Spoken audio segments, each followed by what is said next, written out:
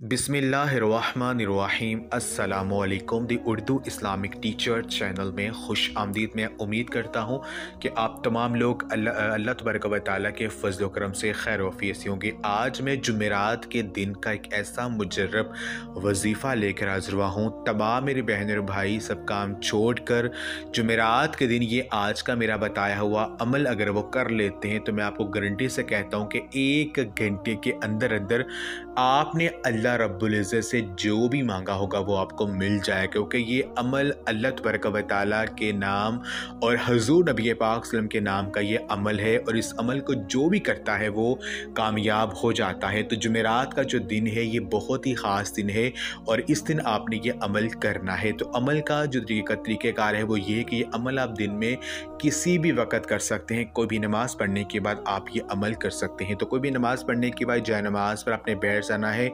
किबला की तरफ अपने मुंह कर लेना है। आपने अपने हाथ में एक तस्बीह पकड़ लेनी है और आपने 141 मरतबा आपने ये पढ़ना है, या अल्लाह या मोहम्मद सल्लल्लाहु अलैहि वसल्लम, या अल्लाह या मोहम्मद सल्लल्लाहु अलैहि वसल्लम। आपने 141 मरतबा जो है आपने इसको पढ़ना है। अल्लाह तबारक व तआला को आपने पुकारना है और हुज़ूर नबी पाक सल्लल्लाहु अलैहि वसल्लम को आपने पुकारना है।